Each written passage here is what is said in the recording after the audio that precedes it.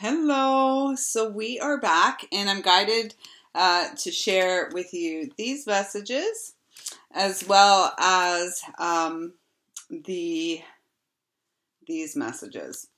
And I'm to start with Gaia, because this is whom we are here to be in service to, all life upon our living mother Gaia.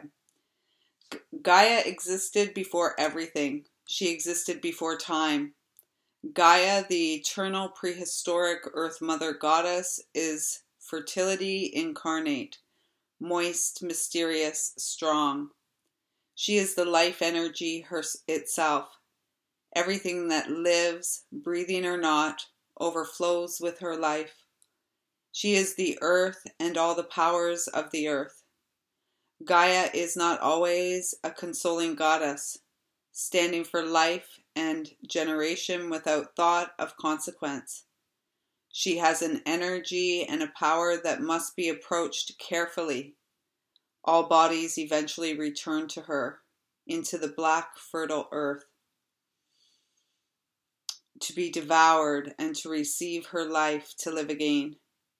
As goddess of the soul, Gaia reminds us that the soul develops in dark places, and that ultimately soul must be rooted. This is so beautiful. Rooted in the body, in earth.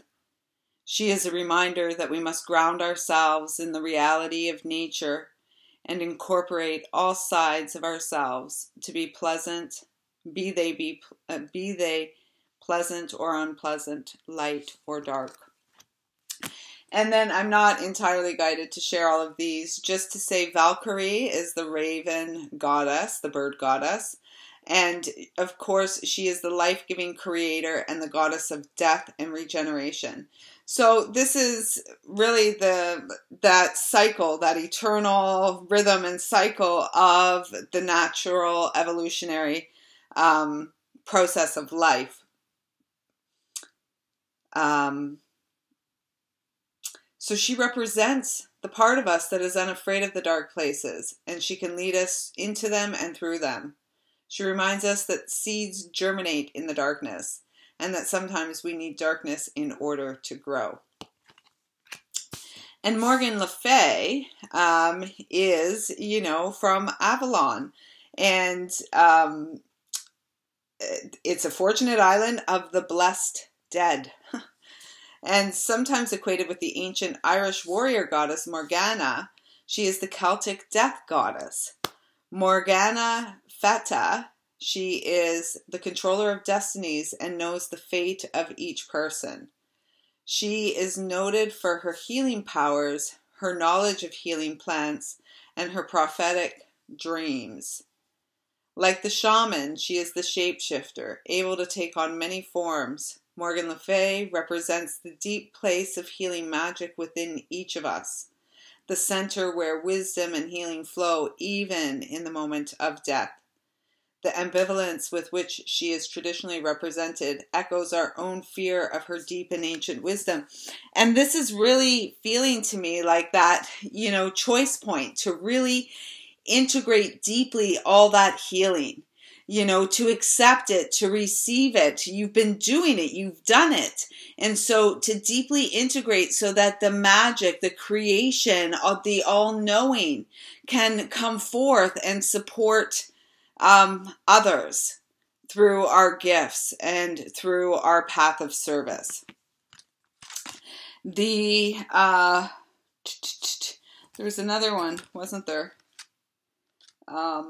Yeah, the Harvest Moon, number 24. And this is just a little tiny guidebook. So let's see what we get here, number 24.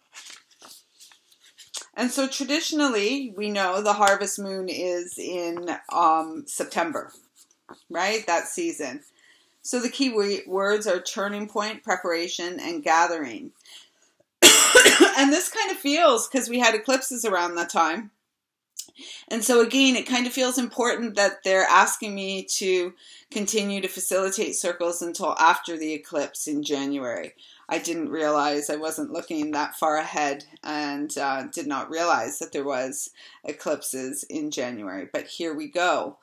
And so I feel like the previous eclipses to what is yet to come, this is the whole harvest period where, and it's kind of like a clearing out too, so that we can grow fresh and new life.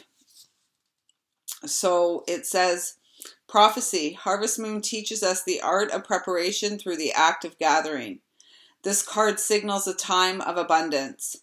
Your hard work has paid off. The harvest is now full and ready for the gathering. Decide how much to enjoy, share, and store up for your future. You may need to gather knowledge, courage, or even rest for the road ahead. Then begin preparations so you won't be caught off guard by all the changes coming your way. It's all a part of your personal evolution. Those born under this moon are very good at looking to others, but they tend to deny their own needs. So it's from August 23rd to September 22nd. I have a birthday in there. Those born under this harvest moon are very good at looking after the others, but tend to deny their own needs. Prepare your own way, for if you use all your energy helping others, you will be facing a dry well. Enjoy the fruits of this bountiful time and gather up what you will need for your future. And here's our prayer. Great Spirit, thank you for the gifts I receive in my life. I take this time to gather up what I need and prepare for the changes to come. And then we had Father Son, number 3. And the only two cards that come before Father Son are Creator and Mother Earth. And then Father Son is 3. Direction, illumination, and active growth. The Father Son card represents a period of active growth. The energy around you at this time is bountiful. If you use it wisely, directing it toward future goals, your progress will be great. Set boundaries, be assertive, and direct the changes you are working towards. The Sun card illuminates the shadow side of the self and the path of coming into your own power. Sometimes these realizations can be painful and require some sacrifice. Clear the way for progress to occur. Even though the path to enlightenment can be a real challenge at times, with the Sun's energy, you can conquer your fears through the process of self-illumination. Now is the perfect time to do so. The Sun is a reminder that each of us has opportunities every day to make a difference in the world. Shine your light on others and help them see more clearly. And here's our prayer. Help me, Great Spirit, to recognize my own inner light, so that I may project positive, loving energy out into the world and work towards achieving my goals with clear direction. And finally, number 11, the South Moon, the South Shadows. Lessons, growth, and trust. You have reached a significant stage in your own growth. Inner transformation occurs because you have outgrown the parts of yourself that are no longer serving your higher good. You are discovering the power of the self. The South represents the emotional maturity derived from life's lessons. The fire of the South heralds a time of much achievement. Facing your fears is never an easy task, but it is now within your control. Your power to control fear. Be gentle with yourself and feel good about where you are. Learn to love yourself and others unconditionally. Lessons can be painful at times, so we should not always take ourselves too seriously. When we lighten up on life and ourselves, we can see things from a healthier perspective. Learn to trust in the divine plan. In time, when you look back on this difficult experience, you will understand the importance of the lessons learned. And the prayer is, Spirit powers of the South, teach me to love and grow through the gentle fires of compassion. Help me to learn to trust in Great Spirit's plan and to view life's lessons with the understanding that my heart, mind, and spirit are one. So, those are beautiful, and I see why they wanted me to share. And I will be back with more.